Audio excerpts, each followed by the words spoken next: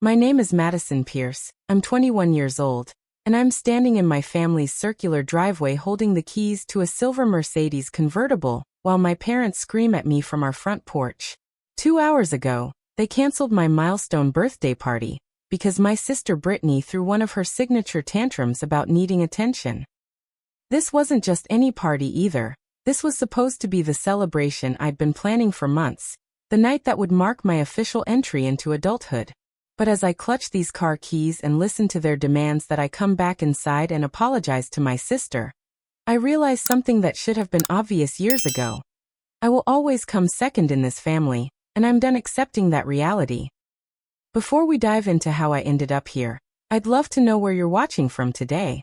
Drop your location in the comments below, and while you're at it, smash that like button if you've ever felt like the forgotten child in your family.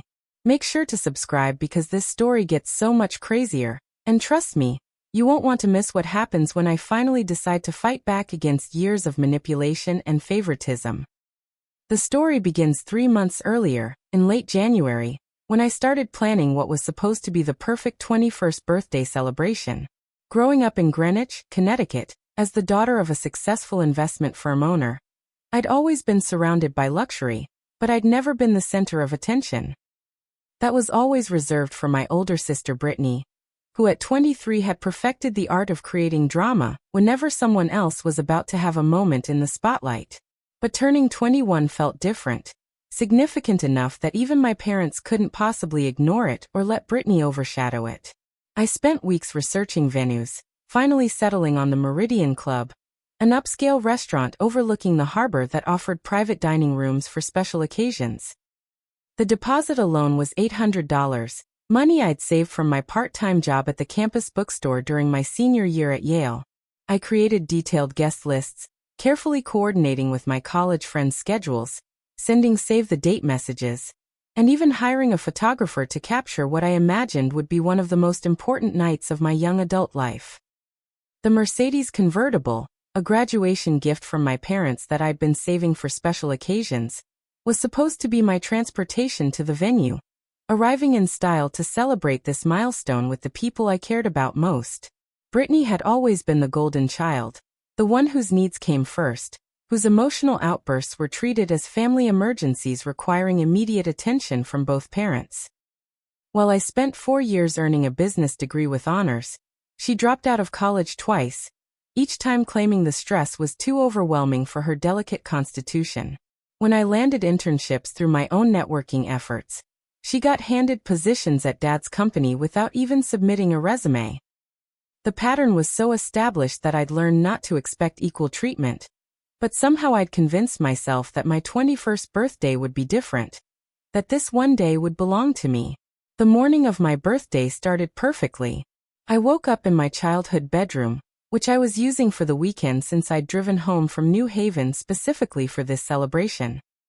Mom had even made my favorite breakfast, blueberry pancakes with real maple syrup, and Dad had given me a beautiful jewelry box that had belonged to my grandmother. For a few precious hours, I felt like the cherished daughter I'd always wanted to be, taking photos in my new dress, a stunning navy blue number that I'd bought specifically for the occasion, and feeling genuinely excited about the evening ahead. Then, at exactly 2 o'clock in the afternoon, just 4 hours before guests were supposed to arrive at the restaurant, my mother's phone rang. I was upstairs in my room, applying makeup and listening to music, when I heard her voice change from casual conversation to the familiar tone of crisis management that always accompanied Brittany's emergencies. Within 10 minutes, both parents were in full panic mode, rushing around the house gathering car keys and purses, preparing to drop everything and respond to whatever drama my sister had manufactured this time. When Mom knocked on my bedroom door, I knew immediately that my perfect birthday was about to be destroyed. The look on her face, that mixture of guilt and determination that I'd seen countless times before, told me everything I needed to know before she even opened her mouth. "Madison, honey, we have a situation with your sister," she began, using the same gentle but firm tone she'd used when explaining why my high school graduation party had been scaled down because Brittany was going through a difficult breakup, or why my college acceptance celebration had been postponed because Brittany needed emotional support during her latest job loss. Brittany is having severe panic attacks about her ex-boyfriend Marcus, Mom continued, sitting on the edge of my bed while I stared at her reflection in my vanity mirror. She's at her apartment hyperventilating, and says she's having thoughts of hurting herself. Your father and I need to go to her immediately, and we're going to need to cancel tonight's dinner. The family needs to focus all our energy on getting Brittany through this crisis. I know you'll understand, sweetheart. We can reschedule your party for next weekend, or maybe the weekend after that. The casualness with which she delivered this news, as if canceling months of planning and disappointing dozens of people was just a minor inconvenience, finally opened my eyes to the truth I'd been avoiding for 21 years. This wasn't an unfortunate coincidence or bad timing. This was the deliberate and systematic way my family operated, with Brittany's needs always taking precedence over mine, and my parents enabling her manipulative behavior by treating every one of her emotional outbursts as a life-threatening emergency that required the entire family's immediate attention and resources. I arrived at my parents' house 30 minutes later, my carefully applied makeup smudged from angry tears, my beautiful birthday dress wrinkled from the frantic drive home from campus, where I'd been getting ready with my roommate Sarah. The Meridian Club's events coordinator had been surprisingly understanding when I called to cancel, probably because she'd dealt with wealthy families and their drama before, but the humiliation of making that call, of explaining that my own parents had canceled my birthday celebration, was something I knew I'd never forget. More devastating were the text messages I'd had to send to 23 college friends, people who had rearranged their weekend plans, bought new outfits, and driven hours to celebrate with me. Dad was in his study, pacing back and forth while talking loudly into his phone, his voice carrying the authoritative tone he used when handling business crises. I don't care what the restaurant's cancellation policy is, he was saying. This is a family emergency and they need to refund the entire deposit immediately. The irony that he was fighting harder to get my money back than he had fought to preserve my celebration wasn't lost on me. Mom was in the kitchen, frantically packing what looked like enough food and supplies for a week-long disaster relief mission. As if Brittany's panic attack required the same level of preparation as a natural disaster. When I demanded an explanation, Dad barely looked up from his phone conversation, before dismissing me with a wave of his hand. Madison, you're being incredibly dramatic about this situation, he said, covering the phone's mouthpiece with his palm. Birthdays happen every year. But your sister is in genuine crisis. At your age, parties shouldn't be more important to you than family loyalty and supporting someone who's struggling with serious mental health issues. I'm disappointed that you're making this about yourself instead of showing concern for Brittany's well-being. Mom's approach was more manipulative, using the guilt tactics she'd perfected over decades of managing family dynamics to serve Brittany's needs. Your sister specifically asked for you to be there tonight, she said, arranging containers of homemade soup in an insulated bag. She said that having her whole family around her is the only thing that might help her get through this panic. You know how much she looks up to you, Madison. She needs to see that her little sister cares more about her mental health than about some party. We raised you to be compassionate and understanding, and this is your chance to show those values in action. The manipulation was so smooth, so practiced, that for a moment I almost fell for it the way I had countless times before. But something about turning 21, about officially becoming an adult, had shifted something fundamental in my perspective. Instead of feeling guilty for wanting my birthday to matter, I felt angry that my parents had spent my entire life teaching me that my needs were selfish while Brittany's were sacred. Instead of rushing to my sister's side like a dutiful family member, I found myself questioning why every single one of Brittany's crises conveniently coincided with important moments in my life. When Brittany herself appeared in our kitchen 20 minutes later, driven over by her best friend Kate, her performance was Academy Award worthy. Her eyes were perfectly red-rimmed from crying, her hair artfully disheveled, and she was wearing the oversized sweater that she always chose when she wanted to look vulnerable and fragile. Madison, I'm so sorry about your birthday, she said, her voice barely above a whisper. But I really need my family right now. Marcus called me today and said some really cruel things about how I'll never find anyone else who will put up with my anxiety, and I just started spiraling. I couldn't breathe, and all I could think about was how I needed my parents and my sister to remind me that I'm worth loving. The script was so familiar that I could have recited it myself. Brittany would create or escalate a crisis, position herself as the victim of circumstances beyond her control, appeal to the family's protective instincts, and then graciously accept everyone's attention and resources while making just enough self-deprecating comments to seem humble and grateful. What was different this time was my response. Instead of immediately offering comfort and support, I found myself studying her performance with the analytical skills I'd developed in my psychology classes, recognizing the patterns of manipulation that had controlled our family dynamics for as long as I could remember. "Brittany," I said, my voice steadier than I'd expected. "This is the 4th time this year that you've had a crisis that required canceling plans for my milestones. My graduation party, my internship celebration, my acceptance to the honors program, and now my 21st birthday. Do you see the pattern here?" The silence that followed was deafening. Dad stopped pacing, Mom froze with a container of soup halfway to her bag, and Brittany's perfectly practiced expression of vulnerability flickered for just a moment before reasserting itself. "Madison, how can you be so cruel when I'm clearly suffering?" She responded, her voice gaining strength and indignation. "I can't control when I have panic attacks, and I can't believe you're suggesting that I would deliberately time my mental health crises to interfere with your social events. The fact that you're even thinking that way shows how selfish and self-centered you've become. I'm having thoughts of self-harm, and all you care about is your stupid party." That's when I overheard the conversation that changed everything.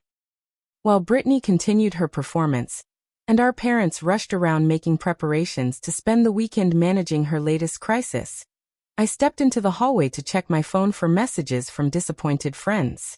That's where I heard Dad on a phone call with the luxury spa resort in the Berkshires, booking a 3-day weekend getaway for him, Mom, and Brittany as therapeutic treatment for her emotional state. The cost of this spontaneous spa weekend was more than triple what my entire birthday celebration would have cost, and they were treating it as a necessary medical expense rather than the reward system that it actually was. Standing in that hallway, listening to my father book a luxury spa weekend to treat my sister's conveniently timed panic attack, I experienced what psychologists call a moment of clarity. 21 years of confused feelings, suppressed resentment, and self-doubt suddenly crystallized into perfect understanding. This wasn't a family dealing with mental health challenges. This was a family system designed to center one person's needs while systematically invalidating everyone else's. I wasn't the selfish daughter who needed to learn compassion. I was the scapegoat who had been trained to sacrifice my own needs to maintain the family's dysfunctional equilibrium. The Mercedes convertible, my graduation gift, was parked in the circular driveway like a silver symbol of the independence I'd never actually been allowed to claim. Legally, the car was mine, registered in my name when I turned 18 as part of my parents' tax planning strategy. Financially, I was more independent than most college seniors, with access to a trust fund that became fully available on my 21st birthday, plus substantial savings from internships and careful budgeting throughout college. The only thing that had kept me tethered to this toxic dynamic was emotional conditioning, and the fear of disappointing people who had spent my entire life teaching me that their approval was more important than my self-respect. Walking back to my childhood bedroom, I began mentally cataloging everything I'd need for a complete break from my family. My most important documents, birth certificate, passport, and social security card were in my desk drawer. My laptop and external hard drive contained 4 years of academic work and professional portfolio materials. Most of my clothes and personal belongings were already in my apartment in New Haven, waiting for me to graduate and transition to adult life. The only things keeping me in this house were emotional attachments that I was finally ready to recognize as chains rather than connections. I started packing with the methodical efficiency I'd learned from years of academic pressure and internship deadlines. Essential documents went into my laptop bag, along with my computer and the jewelry box Dad had given me that morning, which had belonged to my grandmother and represented one of the few family connections I wanted to preserve. 2 suitcases held enough clothes for several weeks, plus the few personal items that held genuine meaning for me rather than just family obligation. Everything else, the childhood mementos, high school trophies, and photos of family vacations that had always been orchestrated around Brittany's mood, could stay behind. The financial aspect of my escape plan required more careful consideration. My trust fund, which had been set up by my grandparents and became accessible on my 21st birthday, contained enough money to support myself for several years if managed responsibly. My savings account held an additional $15,000 from internships and summer jobs. Most importantly, my checking account and credit cards were entirely in my name, with no parental oversight or control. Dad might have business connections that could potentially complicate my professional life, but he had no legal authority over my finances or my personal decisions. Choosing a destination was easier than I'd expected. California had always appealed to me, representing everything that Connecticut wasn't. Warm weather, cultural diversity, technological innovation, and most importantly, 3,000 miles of distance from my family's suffocating dynamics. Los Angeles specifically offered opportunities in the marketing and business sectors where I hoped to build my career, plus the anonymity of a large city where my father's East Coast business connections would have limited influence. The drive would give me time to process this major life change. And the Mercedes was reliable enough for a cross-country journey. Creating a believable cover story required drawing on my sister's own playbook of manipulation and misdirection. When Dad found me loading suitcases into the Mercedes, I told him I needed to take a drive to clear my head and process the day's events. "I'm going to stay in a hotel tonight instead of listening to everyone fuss over Brittany," I said, projecting the petulant tone he expected from me. "I need some time to think about what you said about family loyalty and supporting each other through difficult times." The condescending nod he gave me confirmed that he'd completely bought into the narrative of Madison having a temporary tantrum that would resolve itself once I'd had time to mature and gain perspective. Mom was easier to manipulate because she genuinely seemed to feel guilty about canceling my birthday, even as she prioritized Brittany's manufactured crisis. "Take some time for yourself, sweetheart," she said, pressing $200 cash into my hand and kissing my forehead. "Your sister's condition is really serious this time, but we'll make up for your birthday as soon as she's stable. Maybe we can plan something even more special for next weekend." The sad thing was, I think she actually believed that she was being a good mother, balancing competing needs and managing family resources during a crisis. The final trigger that eliminated any lingering doubt about my decision came when Brittany made one last power play for control. As I was loading the last suitcase into the Mercedes, she appeared on the front porch, having abandoned her fragile victim persona in favor of righteous indignation. "You're really going to abandon your family during a mental health emergency, just because you're mad about some stupid party?" she called out, her voice carrying clearly across the driveway. "This is exactly the kind of selfish behavior that proves you're not ready for adult responsibilities. Maybe Mom and Dad should reconsider letting you have access to that trust fund if this is how you handle disappointment." That's when Dad made his final mistake, the threat that eliminated any possibility of reconciliation or compromise. "Madison, if you drive away from this house right now, you can forget about coming back with that car," he shouted from the porch, his voice carrying the authoritative tone that had controlled my behavior for 21 years. "That Mercedes is a privilege, not a right, and privileges can be revoked when they're abused. You have 10 minutes to bring those suitcases back inside and apologize to your sister, or you can find your own way back to college on Sunday night." I looked at the silver convertible, then at my family standing on the porch like a tribunal ready to judge my fitness for basic human dignity, and made the easiest decision of my adult life. "The car is registered in my name," I called back, loud enough for the neighbors to hear. "And the trust fund became accessible at midnight on my birthday. I'm 21 years old, financially independent, and legally entitled to make my own decisions about where I go and how I get there. Thanks for finally making it clear that I'm only welcome in this family when I'm willing to be Brittany's supporting character instead of the protagonist of my own life." The feeling of backing out of my family's driveway in the Mercedes convertible, knowing I might never return, was unlike anything I'd ever experienced. It was terrifying and exhilarating simultaneously, like jumping off a cliff without knowing if there was water below or rocks.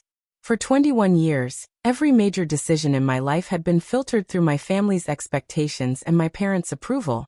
And suddenly I was completely responsible for my own choices and their consequences. The weight of that freedom was almost overwhelming as I drove through Greenwich's tree-lined streets, passing the landmarks of a childhood that had officially ended the moment I decided that my sister's tantrum would not derail my future. My first decision as an independent adult was where to spend the night, and I chose the Marriott in Stamford, an upscale hotel about 30 minutes from my family's house, but far enough to feel like neutral territory. Checking in under my own name, paying with my own credit card, and requesting a room with no phone calls or visitors was my first taste of the control I'd been denied for so long. The room was elegant and anonymous, with floor-to-ceiling windows overlooking Long Island Sound. And for the first time in my life I could make decisions without considering anyone else's needs or opinions. The phone call started within an hour. First Mom, her voice cycling through worry, guilt, and barely controlled frustration as she tried to convince me to come home and work things out like mature adults.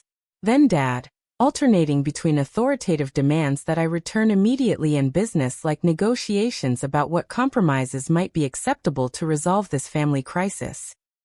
Finally Brittany, whose calls I ignored completely, though her voicemails evolved from apologetic to manipulative to furious as the evening progressed.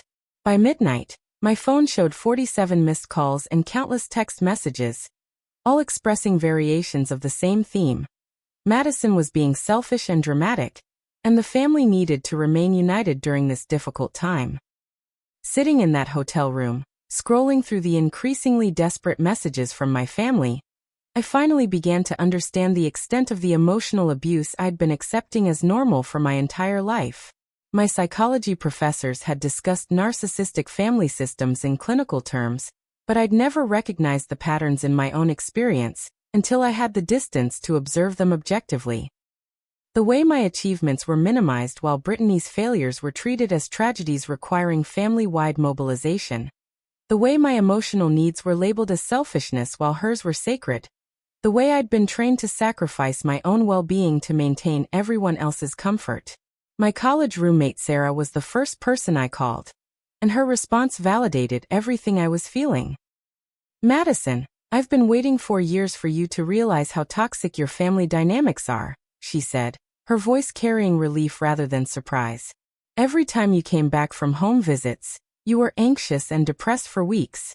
Every time your family was supposed to celebrate one of your achievements, somehow it became about managing Brittany's latest crisis. I was honestly worried that you were going to spend your whole life trying to earn love from people who were never going to give it to you unconditionally. The validation from someone who knew me well and had observed my family's patterns from an outside perspective was incredibly powerful. Sarah had attended my high school graduation, where Brittany's dramatic exit during my valedictorian speech had turned the entire focus of the day to managing her emotional state. She'd been there for my college orientation, when my parents spent the entire weekend discussing Brittany's latest career disappointment instead of celebrating my academic achievements. She'd watched me minimize my own successes and apologize for my needs for years, always trying to be the perfect daughter, who could finally earn the attention and respect that seemed to come so naturally to my sister. Other college friends were equally supportive when I began reaching out to them that evening. Jake Miller, a guy from my economics classes who I'd been interested in but never pursued because my family obligations always took priority, was particularly encouraging. I always wondered why someone as smart and accomplished as you seemed so unsure of yourself, he admitted during our phone conversation. Now it makes sense. You've been gaslighted into thinking that wanting basic respect and consideration makes you selfish. The Madison I know from school is confident, funny, and incredibly capable. Maybe being away from your family's influence will help you remember that version of yourself. The most challenging calls were the ones from extended family members who had been recruited to apply pressure for my return. Aunt Patricia, Dad's sister, called to lecture me about family loyalty and the importance of supporting relatives during mental health crises. Uncle Richard, Mom's brother, tried a more manipulative approach, suggesting that my behavior was causing additional stress that could worsen Brittany's condition and potentially lead to tragic consequences that would be partially my fault. These conversations revealed how thoroughly my family had positioned me as the problem, the selfish daughter whose unreasonable expectations were preventing everyone else from functioning normally. By the second day, the tactics escalated significantly. Dad's business associates began calling the hotel, claiming they needed to reach me about urgent matters related to my trust fund and financial accounts. When I contacted my bank and discovered that these calls were unauthorized attempts to access my financial information, I realized that my family was willing to cross legal boundaries to maintain control over my life. The Mercedes, which they had threatened to report as stolen, became another battleground when I provided the police with registration documents proving my legal ownership of the vehicle. Brittany's response to my absence evolved into a social media campaign designed to portray me as the villain in our family drama. Her Instagram and Facebook posts painted a picture of a loving sister whose mental health crisis had been exacerbated by sibling abandonment during her time of greatest need. When you're struggling with panic attacks and suicidal thoughts, you find out who your real family is, read one particularly manipulative post, accompanied by a photo of her looking fragile and vulnerable in our family's living room. Some people think birthday parties are more important than preventing suicide, but I'm grateful for the family members who stayed to support me through this crisis. The most disturbing part of her social media manipulation was how effective it was with people who didn't know our family's complete history. Friends of friends began commenting with support for Brittany and criticism of the unnamed family member, who had abandoned her during a mental health emergency. My own social media accounts were flooded with messages from acquaintances expressing disappointment in my behavior and encouraging me to reconcile with my family before it was too late. The narrative that I was a selfish daughter who had prioritized a party over a sister's well-being was spreading beyond our immediate circle, threatening to damage my reputation in communities where I'd built relationships over years of hard work. That's when I made my first strategic countermove, reaching out to my grandmother on my mother's side, the one family member who had always seemed to see through Brittany's manipulations.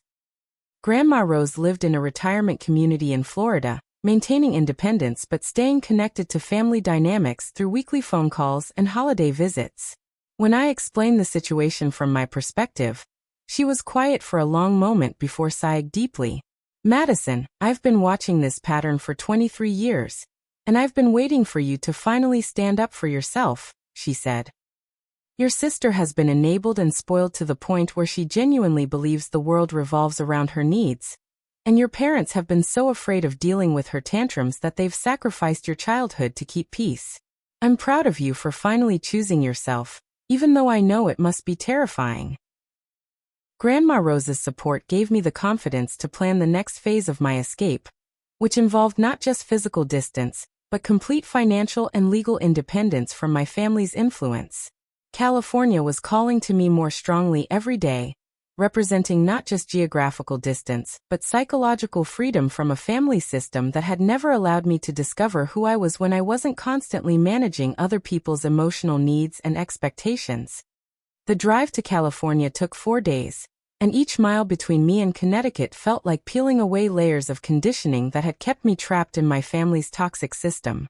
I chose the southern route, driving through Virginia, Tennessee, Arkansas, Texas, New Mexico, and Arizona before finally reaching Los Angeles, staying in different hotels each night and gradually feeling my anxiety about the future transform into excitement about the possibilities ahead. The Mercedes handled the long distances beautifully, and there was something deeply symbolic about using the car my parents had given me as a symbol of their love to transport myself toward a life they would never have chosen for me. Los Angeles in March was everything Connecticut wasn't. Warm, diverse, energetic, and full of people who had come from somewhere else to reinvent themselves. I spent my first week in a furnished apartment hotel in Santa Monica while searching for permanent housing, and the contrast between the casual, optimistic atmosphere of California and the rigid social hierarchies of Greenwich was immediately apparent. People introduced themselves by their first names and current projects rather than their family connections and inherited status, and no one seemed particularly interested in my parents' business or my sister's drama. Finding an apartment turned out to be easier than I'd expected, thanks to the strong rental market for young professionals and my solid credit history and financial resources. I chose a one-bedroom unit in West Hollywood with hardwood floors, updated appliances, and a small balcony with a view of the Hollywood Hills. The rent was higher than anything I'd ever paid before, but it was entirely within my budget, and signing that lease felt like the most adult thing I'd ever done. For the first time in my life, I was creating a living space that reflected my own taste and priorities rather than compromising with family members' needs and preferences. The job search was more challenging but ultimately rewarding in ways I hadn't anticipated. My Yale business degree opened doors with several marketing firms and technology companies, but the interview process forced me to articulate my own professional goals and personal brand without deferring to my family's expectations about appropriate career choices. I discovered that I was much more confident and articulate when I wasn't constantly second-guessing whether my ambitions were too selfish, or whether my achievements would overshadow Brittany's struggles. Within 3 weeks, I'd accepted a position as a junior marketing coordinator at an innovative tech startup called Catalyst Digital, which specialized in social media strategy for emerging brands. The work was exactly the kind of creative, fast-paced environment I'd always been drawn to, but had never pursued because my family valued traditional, prestigious careers over entrepreneurial risks. My supervisor, Jennifer Kim, was a brilliant woman in her early 30s who had built her own successful agency before joining Catalyst, and she became an immediate mentor and role model for the kind of professional I wanted to become. My personal life began to flourish in ways that surprised me. Without the constant stress of managing family dynamics and anticipating Brittany's next crisis, I found myself more relaxed, funnier, and more confident in social situations. I joined a hiking group that met every weekend in the Santa Monica Mountains, started taking salsa dancing lessons in Hollywood, and began dating for the first time without wondering whether potential partners would fit into my family's social expectations, or whether my romantic relationships would trigger jealousy and competition from my sister. The neighbor who lived in the apartment next to mine became my first real friend in Los Angeles, and eventually much more. Jake Rodriguez was 24, a software engineer who worked for a video game company, and shared my love of outdoor activities and independent films. What struck me most about Jake was his emotional maturity and direct communication style, qualities I'd never experienced in relationships before, because I'd been attracted to people who replicated the drama and instability I'd grown up thinking was normal. With Jake, conversations were honest and straightforward, conflicts were resolved through discussion rather than manipulation, and my needs were treated as equally important to his own. Of course, my family didn't simply accept my departure and move on with their lives. The harassment continued through multiple channels, evolving and escalating as they realized that traditional guilt tactics weren't going to bring me back into their control. Dad began using his business connections to conduct what amounted to a background check and reputation campaign against me, reaching out to professional contacts in Los Angeles to inquire about my behavior and stability. When colleagues at Catalyst Digital mentioned that they'd received unusual calls asking about my work performance and personal conduct, I realized that my father was willing to damage my career prospects to pressure me into returning home. Mom's approach was more emotional but equally manipulative, sending care packages to my apartment filled with childhood photos, handwritten letters about family memories, and guilt-inducing reminders of all the ways the family missed my presence. Each package included updates about Brittany's continued struggles and subtle implications that my absence was preventing her recovery and causing additional family stress. The letters were masterfully crafted to trigger nostalgia and guilt without explicitly demanding my return, but the underlying message was always the same. Good daughters don't abandon their families during difficult times, and my independence was causing pain to people who loved me. Brittany's tactics were more direct and increasingly desperate as she realized that her usual methods of gaining attention and sympathy weren't working on someone who was no longer accessible to her manipulation. She began calling my workplace, claiming to be my sister, and insisting that she needed to reach me about a family emergency. When Jennifer Kim asked me about these calls, I had to explain the situation honestly, which was both embarrassing and liberating. Jennifer's response surprised me. "I had a toxic family situation too," she said. "Sometimes creating boundaries is the only way to protect your own mental health and professional development. Don't let them sabotage what you're building here.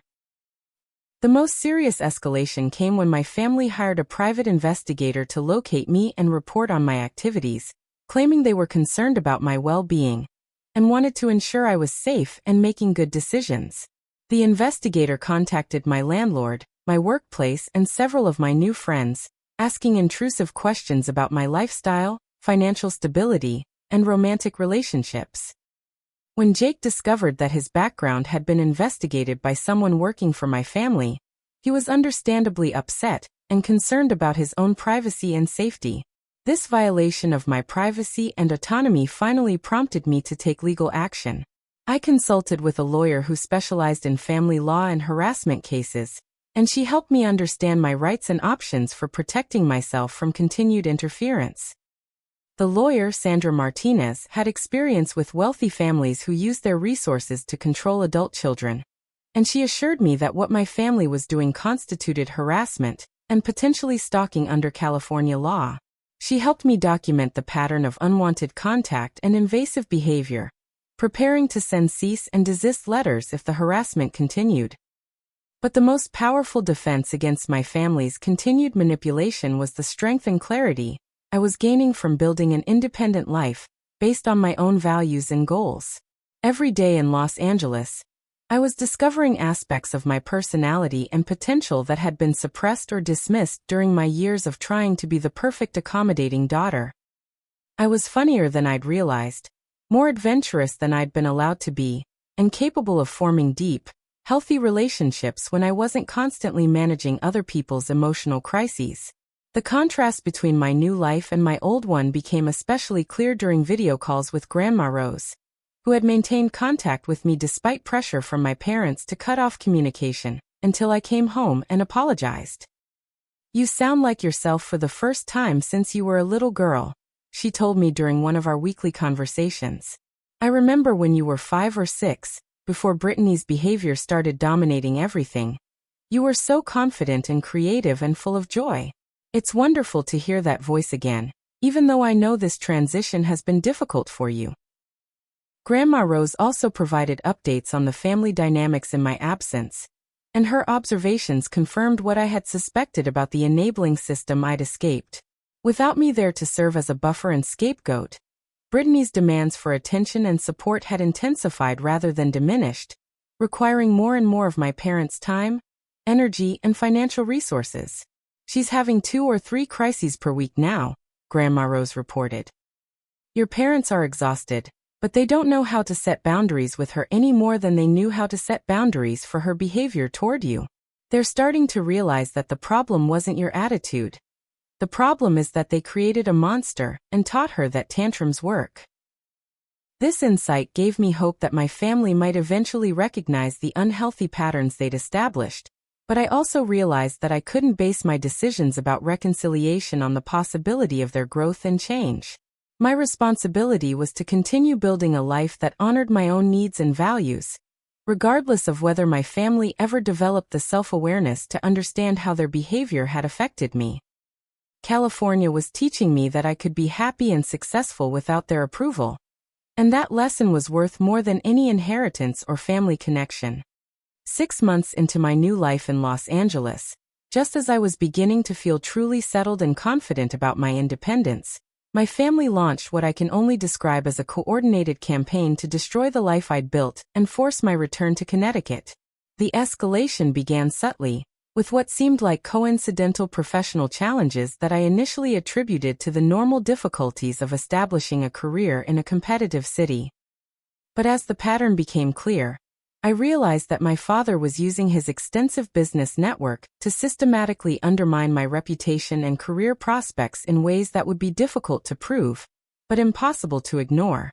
The first attack targeted my position at Catalyst Digital, through Dad's connections in the venture capital world. The startup was in the middle of securing Series B funding, and several potential investors began asking detailed questions about employee backgrounds and company culture that seemed unusually focused on my presence and performance. Jennifer Kim pulled me aside after a particularly uncomfortable meeting with potential investors who had specifically inquired about whether the company had adequate oversight for young employees who might have family or stability issues. "I don't know what your father's connections are," she said, "but someone is definitely trying to make you look like a liability to our funding prospects." The professional sabotage extended beyond my direct employment to the broader marketing and technology community in Los Angeles. Industry networking events that I'd been attending regularly became uncomfortable when other attendees mentioned that they'd heard concerns about my professionalism and reliability from contacts back east. The rumors were always vague but damaging. Suggestions that I had abandoned family responsibilities during a crisis, that I was unstable and impulsive, that my family was concerned about my judgment and decision-making capabilities. None of these rumors were specific enough to directly contradict, but they created an atmosphere of doubt about my character and trustworthiness. Brittany's contribution to this campaign was more direct and personal, targeting my relationships and social connections rather than my professional reputation. She began reaching out to my new friends on social media, presenting herself as a concerned sister who was worried about my well-being and hoping to understand what had caused my dramatic personality change. Her messages were carefully crafted to plant seeds of doubt about my mental health and stability without making explicit accusations. "Madison has always been such a responsible person," she would write. "So our family has been really worried about this sudden decision to cut off all contact and move across the country without any explanation. Has she seemed okay to you? We're hoping she's just going through a phase and will come home when she's ready to work things out." The most damaging aspect of Brittany's social media campaign was how she positioned herself as the abandoned victim of my selfish choices, rather than the manipulative family member whose behavior had driven me away.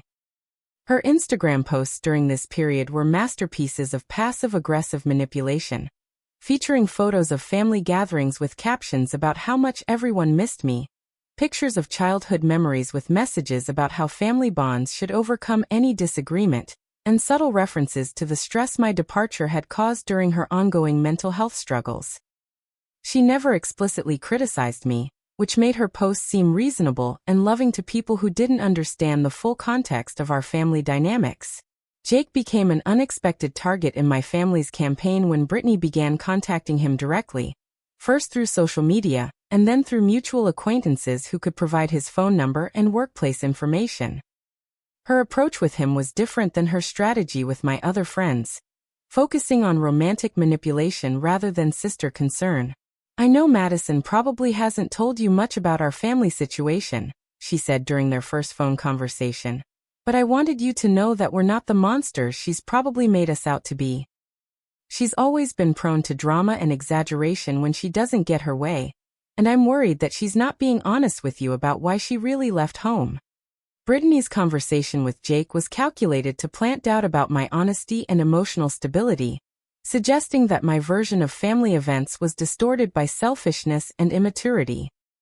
She described me as someone who had always struggled with jealousy over her relationship with our parents, who had a history of dramatic overreactions to minor disappointments, and who had probably moved to California to escape consequences for behavior that had caused significant family stress. Her tone throughout the conversation was reasonable and concerned rather than vindictive, making her seem like a mature family member, trying to help rather than a manipulative person trying to sabotage my relationship. What made Brittany's campaign particularly insidious was her use of partial truths and selective information to create a narrative that sounded plausible to people who didn't know our family history. Yes, I had left Connecticut suddenly after a disagreement about my birthday celebration, but she framed this as abandoning a sister during a suicidal crisis, rather than escaping a pattern of systematic emotional abuse. Yes, I had refused to maintain contact with my family, but she presented this as cruel punishment rather than necessary boundary setting. Yes, I had taken financial independence seriously, but she characterized this as greedily claiming money that should be shared with family members in need. The harassment reached a new level when my family hired not just a private investigator, but a reputation management firm that specialized in what they euphemistically called family crisis intervention. This company, Whitmore Family Services, marketed itself to wealthy families dealing with children whose behavior was causing embarrassment or financial concern, offering services that included location tracking, social media monitoring, professional intervention, and strategic communication, designed to encourage reconciliation. Their involvement in my situation became clear when I began receiving professionally crafted letters and emails that combined emotional manipulation with subtle legal threats about my obligations to family members who were struggling with mental health issues.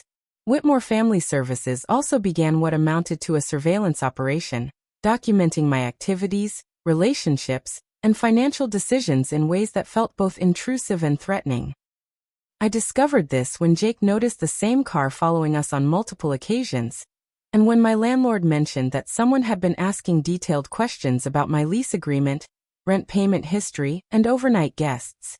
The company was building a comprehensive profile of my life in Los Angeles, ostensibly to help my family understand my well-being, but clearly intended to gather information that could be used for leverage or manipulation. The most frightening escalation came when Brittany filed a police report claiming that I had stolen family property and might be experiencing a mental health crisis that could put myself or others at risk. The report specifically mentioned the Mercedes convertible, which she described as a family vehicle that I had taken without permission during a psychological breakdown triggered by my birthday celebration being postponed. When Los Angeles police contacted me about the report, I had to provide extensive documentation proving my legal ownership of the car and explaining the family situation that had prompted the false report. Detective Maria Santos, who handled the case, was sympathetic but direct about the seriousness of the situation. This kind of interstate harassment using false police reports is a federal offense, she explained, and the pattern of behavior you're describing sounds like organized stalking rather than family concern. However, wealthy families often have legal resources that can make these cases complicated to prosecute. My advice is to document everything, maintain clear evidence of your independence and stability, and consider whether you need a restraining order to protect yourself from further harassment. The psychological impact of this coordinated campaign was more devastating than I had expected. Even though I understood intellectually that my family's behavior was manipulative and abusive, the constant pressure and attacks on my reputation created persistent anxiety and self-doubt. I began questioning my own memory of family events, wondering if I had overreacted to normal family dynamics or been unfairly harsh in my judgment of Brittany's behavior. The isolation from people who had known me before my move to California made me vulnerable to the kind of gaslighting that had controlled my behavior for 21 years. Jennifer Kim noticed the change in my work performance and demeanor, and she approached the situation with the kind of direct support that I was still learning to recognize and appreciate. "Whatever your family is doing to undermine you, it's working," she said during a private meeting in her office. "You've gone from being one of our most confident and creative team members to someone who second-guesses every decision and apologizes for taking up space. That's not personal growth. That's what happens when people are being psychologically attacked. We need to talk about how to protect you and your career from this campaign." That conversation led me to make the decision that would ultimately end my family's harassment campaign. I was going to stop being reactive and defensive, and instead take control of the narrative by exposing their behavior publicly and legally. With Jennifer's support and Sandra Martinez's legal advice, I began preparing a comprehensive response that would document their pattern of abuse, harassment, and manipulation while demonstrating my stability, independence, and success in California. The goal wasn't revenge. It was protection and the establishment of clear boundaries that would allow me to continue building my life without constant interference from people who refused to accept my autonomy. The call that nearly broke my resolve came on a Tuesday evening in September, 7 months after I'd left Connecticut. I was cooking dinner in my West Hollywood apartment, finally feeling like my life had stabilized despite my family's ongoing harassment campaign, when my phone rang with Grandma Rose's number on the display. Her voice sounded weak and shaky, so different from her usual vibrant tone that I immediately felt a chill of genuine fear. "Madison, sweetheart, I need you to come home," she said, pausing to catch her breath between words. "The doctors found something serious during my last checkup, and they're saying I might not have much time left. I can't bear the thought of dying with this family torn apart because of misunderstandings and hurt feelings." My grandmother had been the one family member whose love and support had felt unconditional throughout my childhood, The person who remembered my birthday without being reminded, who asked about my goals and dreams rather than just my grades, who had always seen through Brittany's manipulations while still showing her kindness and compassion. The idea that she was seriously ill and wanted to reconcile the family before her death hit me like a physical blow. All the strength and independence I'd built over the past 7 months suddenly felt selfish and petty compared to the possibility of losing the one family member who had truly understood and valued me. What did the doctors say exactly? I asked, pacing around my kitchen while trying to process this devastating news. Grandma Rose described a series of tests that had revealed what sounded like advanced cancer, though she was vague about the specific diagnosis and treatment options. The oncologist had apparently given her a prognosis of months rather than years, and she was choosing to forego aggressive treatments that would compromise her quality of life during whatever time she had remaining. Her primary concern wasn't her own comfort, but rather the regret she would carry about leaving behind a family that was fractured and bitter because of pride and stubbornness on all sides.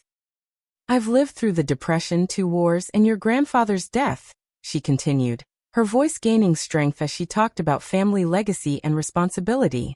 "But I can't face dying knowing that this family destroyed itself over hurt feelings and misunderstandings. Madison, you're my smartest granddaughter, and I need you to be the bigger person here. Come home, work things out with your parents and sister, and help me see this family healed before I go.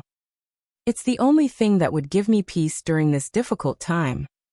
The guilt was overwhelming and immediate.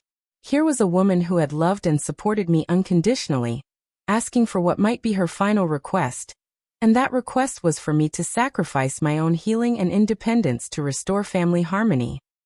Everything I'd learned about boundaries and self-care seemed selfish and trivial compared to easing the final months of someone who had given me so much love and wisdom throughout my childhood. How could I refuse her dying wish?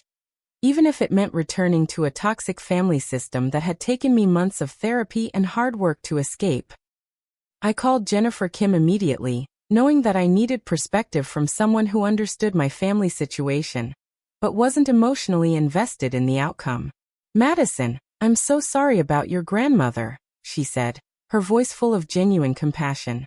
"But before you make any major decisions, I want you to think about something. In the 7 months I've known you, you've mentioned your grandmother as the one family member who truly supported your independence and understood your decision to leave.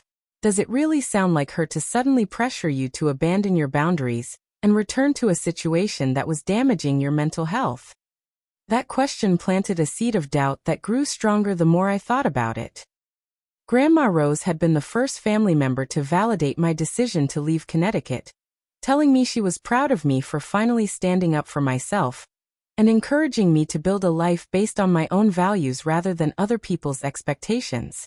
She had maintained weekly phone calls with me throughout my transition to California, always asking about my job, my friends, and my happiness rather than pressuring me to reconcile with my parents or sister.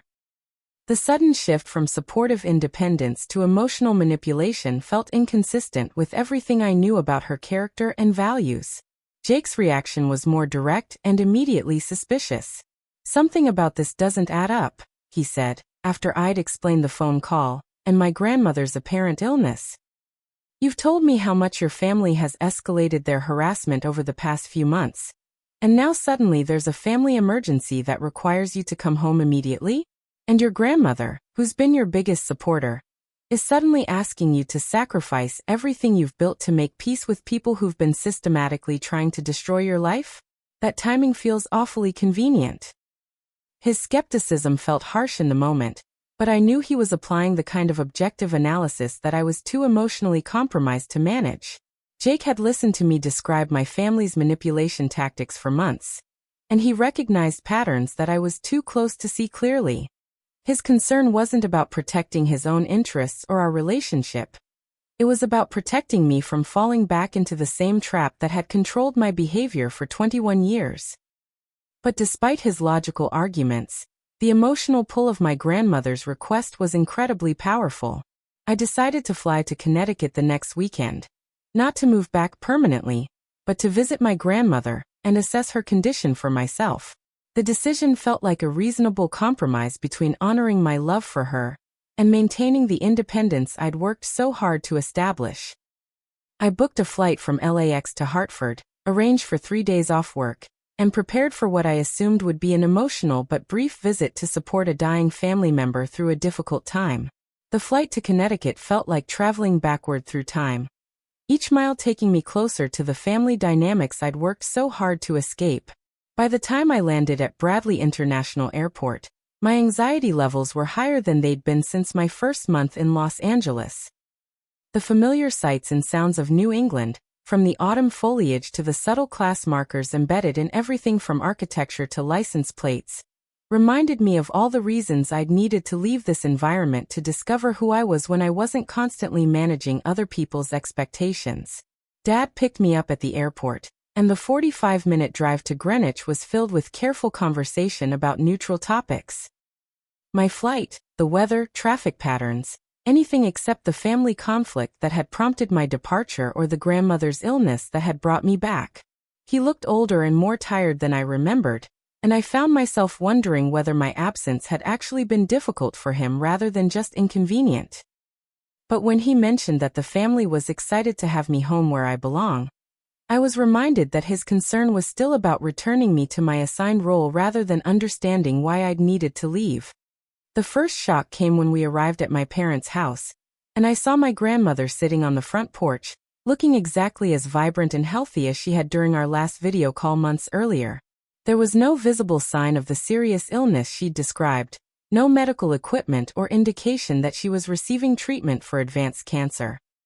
She hugged me warmly and seemed genuinely happy to see me, but there was something in her expression that looked confused and apologetic, as if she wasn't entirely sure why this reunion had been necessary, or what she was supposed to say now that I was here. The second shock came when Brittany emerged from the house with an expression of triumph, rather than relief or gratitude for my return. "I told Mom and Dad that you'd come back if Grandma asked you to," she said, her voice carrying the satisfaction of someone whose plan had worked perfectly. "I knew you wouldn't be able to refuse her, especially if she made it sound urgent and emotional. It's amazing how easy it is to manipulate people when you know exactly what they care about most." That's when the truth hit me like a physical blow. My grandmother had been manipulated just as thoroughly as I had. Brittany had convinced my parents that the only way to bring me home was to use my love for Grandma Rose against me, and they had fabricated a medical crisis to create the emotional urgency necessary to override my rational decision-making. My grandmother's confusion and apologetic expression made sense now. She had been told that she needed to make this call to help heal the family, but she hadn't been given the details about the lies that would be necessary to convince me to return. "You made her lie to me about having cancer?" I asked, my voice rising with a combination of fury and disbelief that I'd never experienced before. The cruelty of using a dying grandmother scenario, exploiting my deepest love and fear to manipulate my behavior, represented a level of emotional abuse that I hadn't believed my family was capable of reaching. But Brittany's satisfied smile and my parents' guilty expressions confirmed that they had deliberately chosen the one scenario they knew I couldn't resist, regardless of the psychological damage it would cause to both me and my grandmother. Grandma Rose's face went pale as she realized what had happened, and the hurt and anger in her voice when she confronted my parents was fierce despite her 78 years. "You told me that Madison was having a breakdown, and that calling her with family concerns would help her realize she needed to come home for support," she said, her voice shaking with indignation. "You never told me to lie about being sick, and you certainly never told me that you were planning to manipulate her emotions by making her think I was dying. How dare you use my relationship with my granddaughter as a weapon in whatever sick game you're playing with that child's mental health?" The realization that my own parents had been willing to traumatize both me and my elderly grandmother to maintain their control over my life was a betrayal deeper than anything I had experienced during my 21 years in their house. It revealed a level of narcissistic manipulation that went beyond enabling Brittany's behavior or dismissing my needs. It showed that they viewed me as property to be retrieved rather than a human being whose autonomy and well-being deserved basic respect and consideration. The fake dying grandmother scheme wasn't just manipulative, it was genuinely sociopathic in its complete disregard for the emotional damage it would cause to everyone involved. What happened next challenged everything I thought I knew about my own strength and capacity for standing up to family manipulation. Instead of collapsing into the familiar pattern of guilt and submission that my family expected, I felt something crystallize inside me that was harder and clearer than anything I'd ever experienced. The betrayal was so complete, so deliberately cruel, that it burned away any remaining attachment I had to the idea that these people loved me in any meaningful sense of the word. Love doesn't manipulate elderly family members into lying about terminal illness to control adult children's behavior. And whatever my family felt for me, it wasn't love. "I'm calling Jake to book the next flight back to Los Angeles," I announced, pulling out my phone and walking toward the Mercedes, which was still parked in the driveway where I'd left it 7 months earlier. "And if any of you try to interfere with my departure this time, I'm calling the police and filing charges for harassment, fraud, and elderly abuse. Using Grandma Rose to lie about cancer so you could manipulate me into coming here isn't family dysfunction. It's criminal behavior, and I will not hesitate to treat it as such." Brittany's reaction to my announcement was the tantrum I had expected, but magnified to a level that finally revealed the full extent of her narcissistic rage when her manipulation tactics failed. "You can't just leave again," she screamed, following me toward the car. "This family has invested 21 years in raising you, and you owe us loyalty and consideration when we're dealing with serious problems. I really am struggling with mental health issues, even if the cancer thing wasn't real, and you're still abandoning your family when we need support. You're selfish and ungrateful, and you're going to regret this decision for the rest of your life." But it was my parents' response that truly ended any possibility of future reconciliation. Instead of apologizing for the grandmother deception, or acknowledging that their behavior had been inappropriate, they doubled down on the manipulation by threatening consequences that revealed how little they understood about my independence and legal rights. "If you get in that car and drive away from this family again," Dad said, his voice carrying the authoritative tone that had controlled my behavior for decades, "you can forget about any inheritance, any family financial support, and any place in this family's future. We'll change our wills, cancel your access to family accounts, and make sure that your cousins and extended family understand exactly how selfish and disloyal you've chosen to be." Mom's approach was more emotional but equally manipulative, appealing to guilt and family obligation in ways that might have worked 7 months earlier, but now sounded like scripted manipulation. "Madison, please don't let pride and stubbornness destroy our family," she pleaded, reaching for my hand as I unlocked the Mercedes. "We love you so much, and we've made mistakes, but families work through problems together instead of running away when things get difficult. Your sister needs you, and we need you, and walking away from us again will hurt everyone, including yourself. Please just come inside so we can talk this through like mature adults." What they didn't understand was that 7 months of independence, therapy, and healthy relationships had changed me in fundamental ways that made their manipulation tactics not just ineffective but transparent. I could see the calculation behind every word. The way they were cycling through different strategies to find my emotional vulnerabilities, the complete absence of genuine remorse or self-reflection about their behavior. They weren't trying to repair our relationship.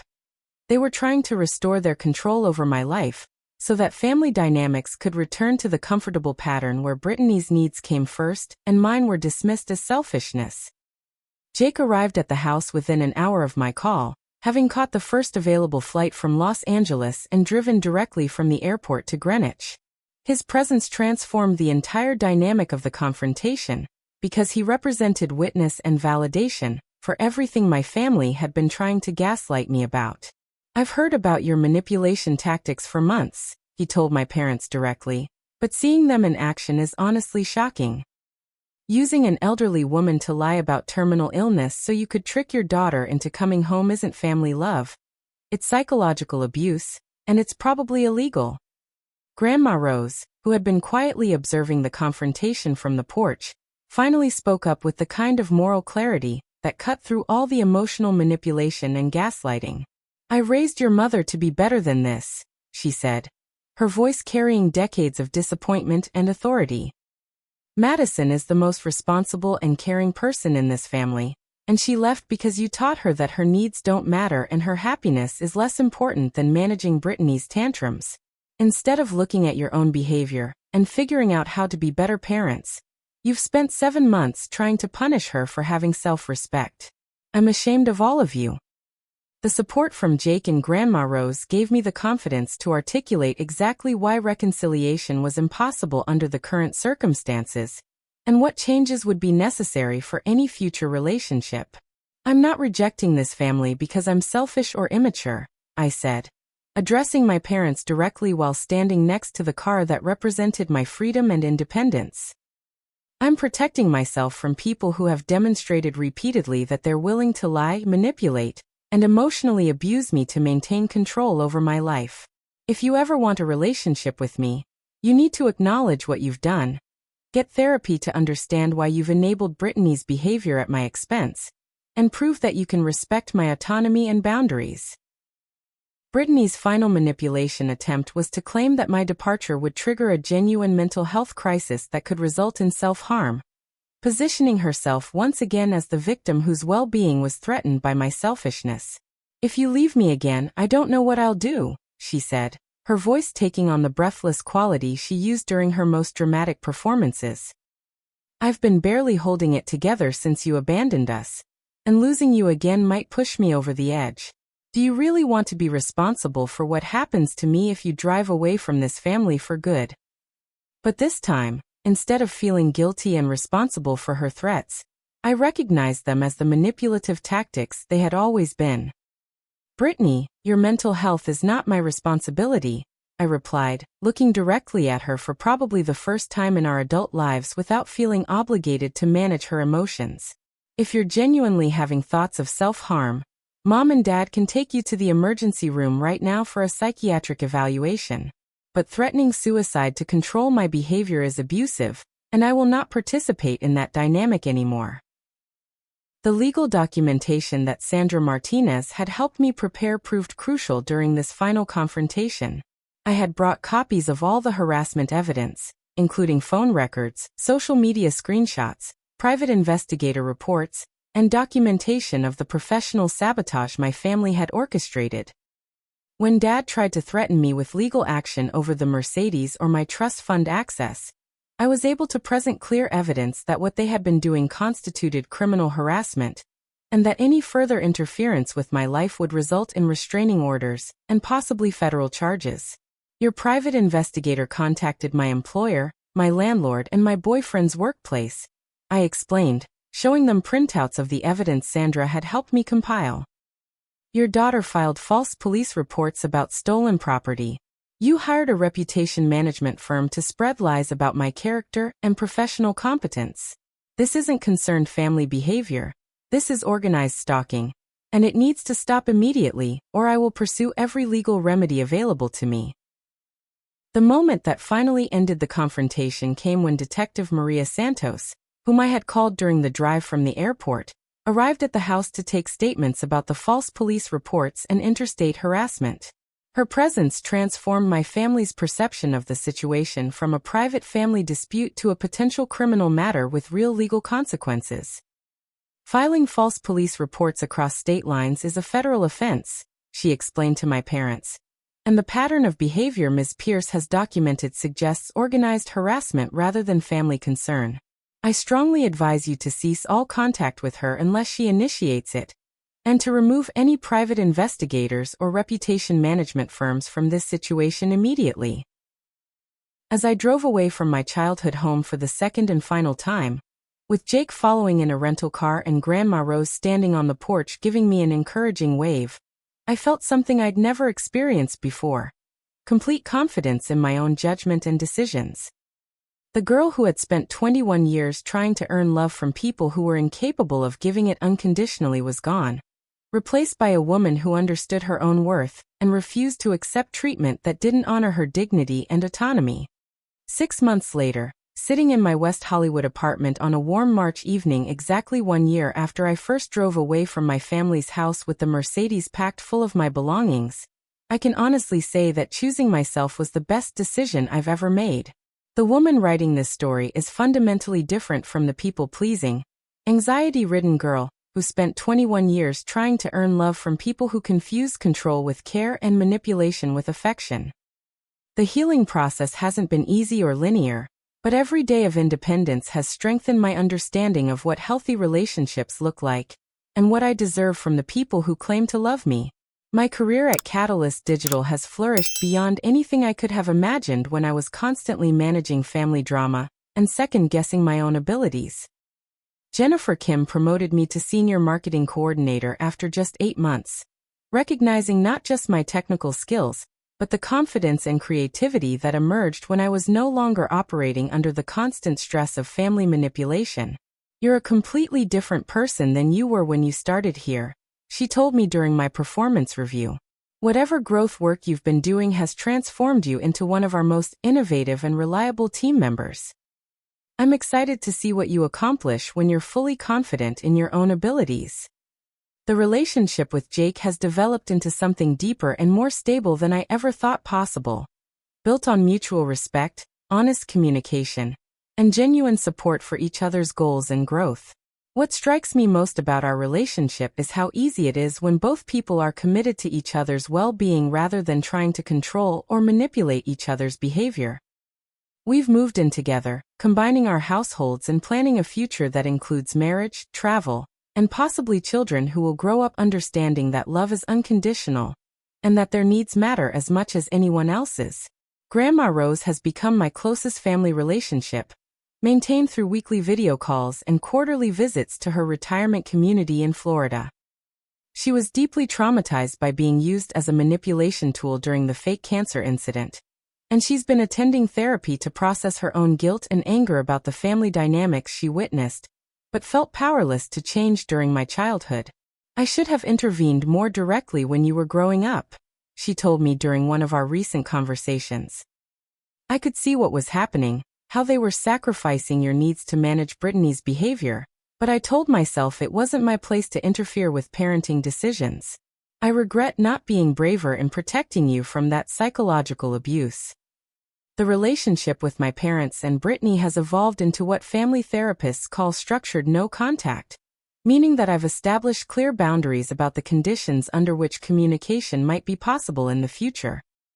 Through Sandra Martinez, I sent a formal letter explaining that any relationship would require them to acknowledge their past behavior, participate in family therapy to understand the damage they caused, and demonstrate sustained change in how they treat me and each other.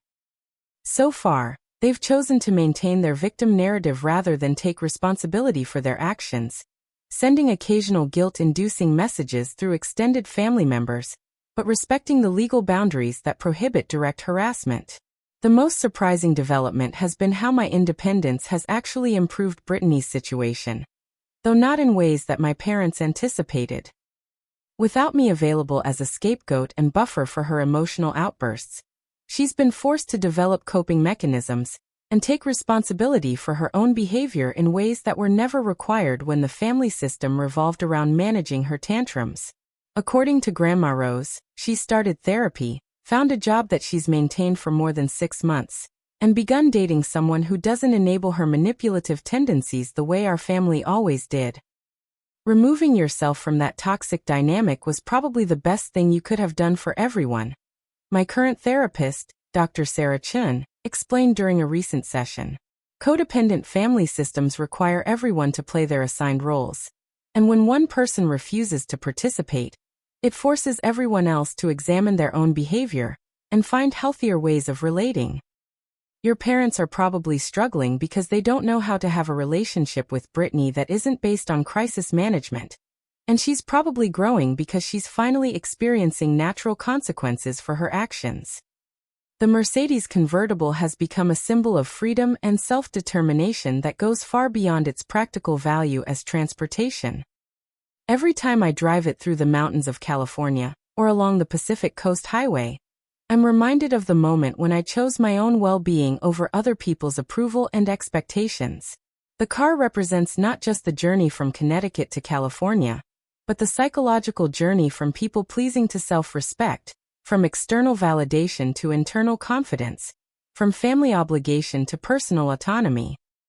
My social circle in Los Angeles has expanded to include people who value authenticity over performance, who support each other's growth rather than demanding sacrifice for artificial harmony, and who understand that healthy boundaries are expressions of self-love rather than selfishness. These friendships have taught me what I was missing during 21 years of family relationships based on control and manipulation. The experience of being valued for who I am rather than what I provide to other people's emotional needs. The financial independence that my family tried to use as leverage has proven to be one of the most powerful tools for building a life based on my own values and priorities. The trust fund that was supposed to keep me tethered to family expectations has instead funded therapy, career development, travel, and the security to make decisions based on what's right for me rather than what's financially expedient. Learning to manage money responsibly without parental oversight has been part of the broader process of becoming a fully autonomous adult who can navigate challenges without seeking rescue from people who might use that help as a tool for control. Looking back on the past year, I can see that what felt like the worst day of my life, having my 21st birthday canceled for my sister's convenience, was actually the beginning of the best year of my life. The pain of that betrayal was the catalyst for examining family patterns that I'd been trained to accept as normal, and the anger I felt that day gave me the energy to make changes that I'd been too scared to attempt when I was still hoping for my family's approval and acceptance. The birthday celebration I planned for my 22nd birthday was everything my 21st should have been. Surrounded by people who genuinely cared about my happiness, celebrating achievements that mattered to me, looking forward to a future built on my own dreams and goals rather than other people's expectations. Jake surprised me with a weekend trip to San Francisco. Grandma Rose sent flowers and a beautiful letter about how proud she was of the woman I'd become. And my friends from work and hiking group threw me a surprise party that felt more like family than any gathering in my childhood home ever had. As I finish writing this story, I want to ask you something that might help you examine your own family relationships and boundaries. Have you ever found yourself constantly sacrificing your own needs and happiness to manage other people's emotions and expectations? Do you have family members who create crises that seem to coincidentally occur whenever something good is happening in your life? Are you afraid to pursue your own goals and dreams because the people who claim to love you might withdraw their approval or support? If any of this sounds familiar, I want you to know that choosing yourself isn't selfish. And building a life that honors your own needs and values isn't betraying your family if they're not willing to treat you with basic respect and consideration. Sometimes walking away is the strongest choice you can make, even when it's the hardest. Sometimes the people who claim to love you most are the ones holding you back from becoming who you're meant to be. And sometimes the greatest gift you can give yourself is the permission to put your own well-being first, regardless of what other people think about that decision. True family supports your growth and celebrates your success. Anything else is just people who happen to share your DNA, but don't actually want what's best for you. If this story resonated with your own experiences with family manipulation or toxic relationships, please share it with someone who might need to hear that they deserve better treatment than they're currently accepting. Hit that like button if you believe that setting boundaries is an act of self-love rather than selfishness. And subscribe for more stories about people who chose their own healing over other people's comfort. Drop a comment about your own experiences with choosing yourself over family expectations. Or let me know what advice you'd give to someone who's struggling with similar family dynamics. Thank you for listening to my story and for supporting people who are brave enough to break free from family systems that don't honor their worth and potential. Remember that you deserve relationships that add joy and support to your life rather than requiring constant sacrifice and emotional management. Sometimes the family you choose is healthier than the family you're born into, and there's nothing wrong with prioritizing people who actually demonstrate love through their actions rather than just their words. Drive toward your own happiness, and don't look back at people who never wanted to see you succeed in the first place.